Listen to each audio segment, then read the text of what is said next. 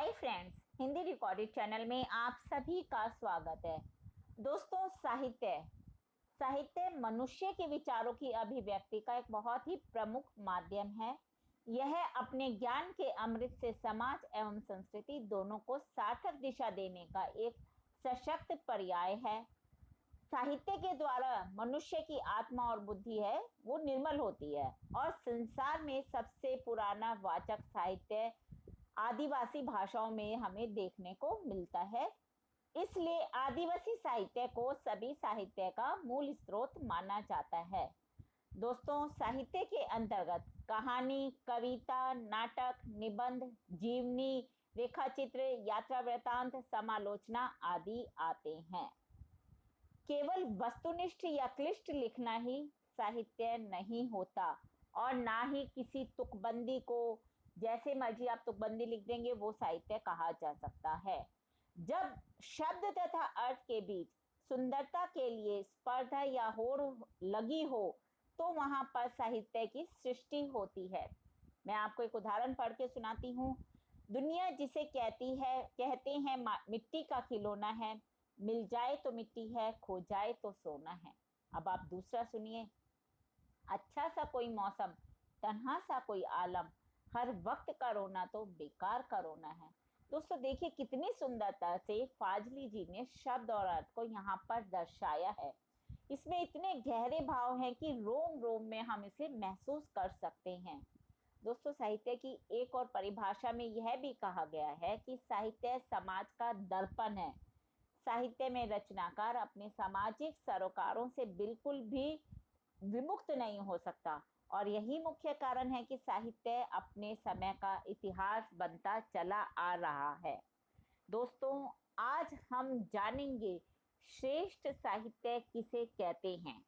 तो शुरू करते हैं अपना आज का अध्याय, श्रेष्ठ साहित्य। दोस्तों, जो ये साहित्य शब्द है वो साहित्य शब्द, अर्थ और भावनाओं की एक ऐसी त्रिवेणी है जो जनहित की धारा के साथ साथ उच्च आदर्शों की दिशा में भी प्रभावित होती है। साहित्य की सबसे बड़ी सुंदरता क्या है कि इसमें मैं शब्द का कहीं भी प्रयोग नहीं होता। इसमें मैं शब्द के लिए कोई जगह ही नहीं है, क्योंकि जब भी साहित्य की गंगा बहती है तो इसमें जितने आम जन हैं, समस्त आम जन इसका फायदा उठाते हैं। साहित्य के बिना किसी भी राष्ट्र की सभ्यता और संस्कृति बिल्कुल निर्जीव है।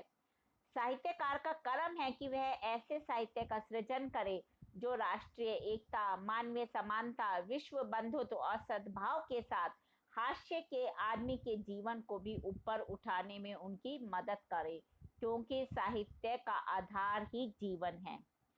साहित्य का समाज और अपने युग को साथ लिए बिना कभी भी कोई रचना नहीं कर सकता, क्योंकि जो सच्चे साहित्यकार होते हैं उनकी दृष्टि में साहित्य ही अपने समाज की अस्मिता की पहचान होता है। दोस्तों, एक श्रेष्ठ साहित्य क्या है? साहित्यिक विधाओं का उद्देश्य क्या है? क्या आत्मसंतुष्टि अथवा सुख की अनुभूति ही एक श्रेष्ठ साहित्य है, या फिर प्रेरणा, संदेश या जागृति? श्रेष्ठ साहित्य संवेदना ही श्रेष्ठ साहित्य में संवेदना ही एक ऐसी चीज है जो साहित्य और समाज को जोड़ती है। संवेदनहीन साहित्य जो होता है वो समाज को कभी भी प्रभावित नहीं कर सकता, और वह लोगों का मनोरंजन तो कर सकता है, लेकिन क्या सिर्फ मनोरंजन द्वारा एक अच्छे साहित्य को जीवित रखना संभव है? नहीं है दोस्तों, ये बिल्कुल असंभव है। दोस्तों, अगर साहित्य के पूरे इतिहास को सामने रखकर देखा जाए तो सहज ही पता चल जाएगा कि महान साहित्य उसी को माना गया है जिसमें अनुभूति की तीव्रता और भावना का प्राबल्य रहा है। श्रेष्ठ साहित्य एक सार्थक, स्वतंत्र एवं संभावनाशील विधाओं से जीवन के यथार्थ, अंश, खंड, प्रश्न, क्षण, केंद्र बिंदु, विचार या अनुभूति को गहनता के साथ व्यंजित करता है। श्रेष्ठ साहित्य को मापने का दोस्तों कोई पैमाना नहीं है, ना ही इसके लिए कोई मापदंड है, क्योंकि साहित्य इतना विराट है और ये फिर भी इतना सूक्ष्म है कि इसको विश्लेषित करने के सामर्थ्य हम आम जनता में तो क्या किसी में भी नहीं है। साहित्य का कार्य चुनौती देना या लेना बिल्कुल भी नहीं है। जो साहित्य है वह सर्व जनहिताय यानी कि सभी लोगों के हित के लिए और सभी लोगों के सुख के लिए यानी कि सर्व जन सुखाय, सभी लोगों के सुख के लिए रचा जाता है। कोई भी रचना किसी प्रकार की निर्धारित औपचारिकताओं के अधीन नहीं होती है। दोस्तों, रचना का जब जीवन की सूक्ष्म गहन अनुभूति एवं विचारों को शिल्पगत निर्धारित तत्वों की सीमा में आबद्ध होकर सही इजहार दे पाने में दिक्कत महसूस करते हैं, तो वे शिल्पगत पुराने साँचों को तोड़ फेंकते हैं और फिर श्रेष्ठ साहित्य की रचना करते हैं। श्रेष्ठ साहित्यिक रचना के कुछ मूलभूत संस्कार हैं जो आम रचनाकार द्वारा पालित किए जाने पर उनकी भी रचना जो है वह उच्च श्रेणी की रचना बन जाएगी। यानी कि कोई भी जब अपनी नाटक, कहानी या निबंध या कुछ भी साहित्य के लिए लिख रहा है, यदि वह वे लोग कुछ बातों का ध्यान रखें तो वे भी श्रेष्ठ साहित्य रचने में रच सकते हैं। किसी भी साहित्य विधा को श्रेष्ठ कलाकृति के रूप में प्रस्तुत करने के लिए जिन कौशलों की जरूरत होती है उनमें कौन कौन से प्रमुख है दोस्तों? कथानक, शिल्प, वैचारिक पक्ष, शैली, संवेदनशीलता और कला पक्ष। अब हम जानते हैं कुछ प्रमुख बिंदुओं को जानते हैं और जानते हैं कि किस प्रकार छोटी छोटी बातों को ध्यान में रखकर एक अच्छे साहित्य की रचना की जा सकती है। सबसे पहले है रचना कौशल। रचना में मूल वस्तु उसकी वैचारिक अंतर वस्तु होती है, जिसे प्रभावशाली बनाने के लिए हम जिस प्रविधि का उपयोग करते हैं वही रचना कौशल है। दोस्तों, लेखक की कला है यह एकदम अचानक से नहीं आती है, यह आते आते आती है। इसे सहजता से स्वीकार करने में हमें संकोच क्यों होता है? काव्य सृजन फिर बहुत ही कठिन कार्य है। आयोजनों के लिए रचा गया काव्य सामान्यतः रचनाकार की कोई श्रेष्ठ कृति नहीं होती है। अब हम चलते हैं इसके दूसरे पहलू कथानक पर जानते हैं। कथा वस्तु में सूक्ष्मता, तीव्रता, गहनता, केंद्रीयता, एक तंतुता और सांकेतिकता आदि जब नहीं होते हैं तब रचना की प्रभावशीलता अधिक बढ़ जाती है। दोस्तों, कथा वस्तु में सूक्ष्मता, तीव्रता, गहनता, केंद्रीयता, एक तंतुता और सांकेतिकता आदि जब होती हैं तभी एक रचना की प्रभावशीलता अधिक बढ़ जाती है और इसलिए रचना के तत्वों में तीक्ष्णता, तीव्रता और गहनता लाकर वह प्रभाव उत्पन्न किया जा सकता है जिससे कि वह रचना एक श्रेष्ठ साहित्य की श्रेणी में आ सके। कथा वस्तु। दोस्तों, कथा वस्तु का विन्यास एवं घटनाओं का संयोजन भी बड़ा महत्व रखता है, क्योंकि कथा वस्तु का जो विन्यास और घटनाओं के क्रम की जो नियोजन की प्रस्तुति होती है उससे रचना में रचना सशक्त होती है और वह किसी भी पाठक को अपनी तरफ खींचती है। हर लेखक अपनी क्षमता के अनुसार कथा विन्यास का उपयोग अपनी रचनाओं में करते हैं। समय, सत्य और जीवन सत्य के किसी खंड, अंश, कण, कोण, प्रश्न, विचार, स्थिति, प्रसंग को लेकर चलने वाली रचना में कथानक की एक सुग्रथित सुसंबद्ध योजना रहती है और वह उसी के अनुरूप पात्रों, संवादों, भाषा आदि का निर्माण अत्यंत सावधानी से करते हैं। अब हम चलते हैं अगले विचार को देखते हैं, सुस्पष्ट विचार श्रृंखला। साहित्य में विचारधारा एक विचार दृष्टि के रूप में रहती है और कभी कभी सृजन के स्तर पर वह भावबोध को भी निर्धारित करती है। दोस्तों, काव्य रचना जितनी उत्कृष्ट होती है उतनी ही प्रभाव क्षमता भी अधिक होती है। इसलिए इस काव्य कृति में व्यक्त विचारधारा की प्रभाव शक्ति को ध्यान में रखते हुए उसका मूल्यांकन अवश्य किया जाना चाहिए, लेकिन विचारधारा के मूल्यांकन को काव्य गुण के मूल्यांकन से बिल्कुल अलग रखना चाहिए। कथोपकथन। दोस्तों, किसी भी रचना में इसका बहुत महत्व है। यह जानकारीपूर्ण, प्रभाव उत्पन्न करने वाला, सहज संप्रेषणीय, सउद्देश्य और सांकेतिक होने आवश्यक है। किसी भी रचना में संवाद का छोटा होना और रचना को स्वाभाविक और संवाद रचना का छोटा स्वाभाविक और अत्यंत प्रभावी अंश होता है उसका एक एक शब्द सार्थक और महत्वपूर्ण होता है। संवादों के सहारे लघु कथा के अन्य तत्व भी मुखरित हो जाते हैं। दोस्तों, ये जितनी भी बातें हमने की हैं, ये सभी बातें रचना शिल्प के शिल्प से संबंधित है। इनके अलावा और भी कुछ विशिष्ट बातें हैं जो कि साहित्यकार की रचनाकार की रचना को यानी कि साहित्य को श्रेष्ठ बनाती हैं।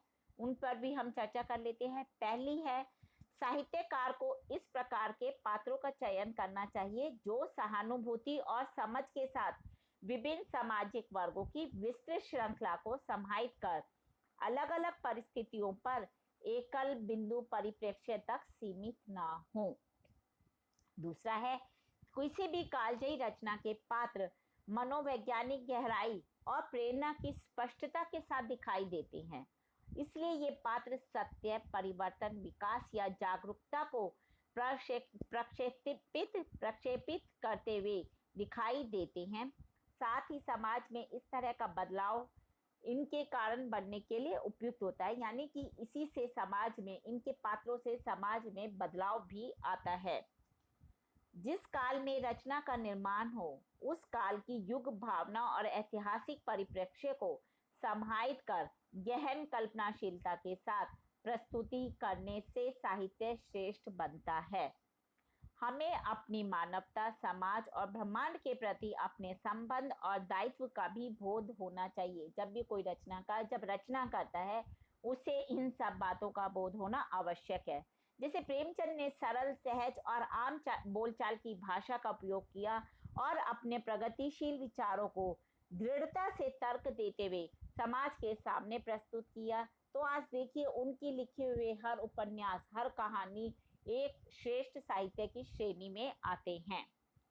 साहित्यकार की कृति आने वाली पीढ़ी या समकालीन लेखकों के समक्ष आदर्श प्रस्तुत करती है, और ऐसी कृति जो आदर्श प्रस्तुत करती है, वही कृति श्रेष्ठ साहित्य होती है। लेखक की शैली एक विशिष्ट भाषा शैली, तरीके, शब्दों के विन्यास या विधा तक सीमित नहीं होनी चाहिए। श्रेष्ठ साहित्य में औपचारिक अखंडता होनी चाहिए। साहित्यकार को अपनी रचना पर पूर्ण नियंत्रण होना चाहिए। उसे ऐसा कोई भी शब्द या प्रसंग रचना में नहीं लिखना चाहिए जो उस रचना की कथा वस्तु से संबंधित ना हो। रचना अपना उद्देश्य चरम के साथ प्राप्त करे, यही श्रेष्ठ रचना का प्रमुख लक्षण होता है। दोस्तों, भाषा साहित्य, व्याकरण, शब्द ज्ञान, रचना कौशल, शिल्प आदि गंभीर अध्ययन और मनन का विषय है। इसके लिए पर्याप्त समय, साधन, साधना, गहन रुचि और समर्पण चाहिए। यानी कि एक रचनाकार को बहुत तपस्या करनी पड़ती है अपने साहित्य को श्रेष्ठ बनाने के लिए। इनमें से कितना कुछ आज उपलब्ध है। ऐसी पृष्ठभूमि में यह अपेक्षा करना कि हर दृष्टि से शुद्ध साहित्य ही पाठकों के आगे परोसा जाएगा, केवल एक दिव्य स्वप्न के समान है। अंतर्जाल के विशाल क्षेत्र में पनपते अनेक साहित्य समूहों, ई पत्रिकाओं के लिए विशुद्ध साहित्यिक सामग्री पर निर्भरता असंभव है। दोस्तों, तो क्या अधिकांश रचनाकार भी साहित्य सृजन की बारीकियों से अनजान हैं? 80-90% लेखक व पाठक केवल भाव पक्ष या तत्व पक्ष को ही प्रधानता देते हैं। काव्य विधा की कई शाखाएं जैसे सोरठा, कुंडलियां, सवैयां आदि तो लुप्त होते जा रही हैं। इसीलिए कहते हैं कि किसी भी साहित्य को कालजयी बनाने के लिए, श्रेष्ठ बनाने के लिए दो प्रमुख बातों को ध्यान में रखना होता है। कौन कौन सी वो महत्वपूर्ण बातें हैं? पहली है समय की पहचान और उस काल की, जिस काल में वो रचना लिखी जा रही है, उस काल की संवेदनाओं को आवाज देना और मतलब अपने साहित्य में उकेरना। और दूसरी है समकालीन विश्व साहित्य में, यानी कि जिस काल में वह साहित्य लिखा जा रहा है, उस काल के साहित्य से रचनाकार का पूर्ण परिचय हो और उसके स्तर पर वह अपने साहित्य की रचना करे, तभी वह एक श्रेष्ठ साहित्य की रचना कर सकता है और उसका जो भी नाटक, कहानी, उपन्यास, निबंध है, वह श्रेष्ठ साहित्य की गिनती में आ सकता है। तो दोस्तों, देखा छोटी छोटी बातों को ध्यान में रखकर किस प्रकार एक रचनाकार श्रेष्ठ साहित्य, एक अच्छा साहित्य लिख सकता है जो कि पाठकों को अच्छा लगेगा, पाठकों के मनोरंजन के साथ साथ उसके ज्ञान में, उनके ज्ञान में भी वृद्धि करेगा। दोस्तों, आज हमने जाना श्रेष्ठ साहित्य के विषय में, कैसा एक कि कौन सा साहित्य श्रेष्ठ साहित्य होता है और किस प्रकार कोई भी रचना को हम लिखते हैं और किन बातों को ध्यान में रखते हुए हम उसे श्रेष्ठ साहित्य की गिनती में रख सकते हैं। दोस्तों, इसी प्रकार हिंदी भाषा के प्रमुख विषयों को जानने के लिए आपको मेरे इस चैनल को लाइक और सब्सक्राइब करना होगा। समय समय पर हम हिंदी भाषा के महत्वपूर्ण विषयों पर चर्चा करते रहेंगे। धन्यवाद दोस्तों, आपका दिन शुभ हो।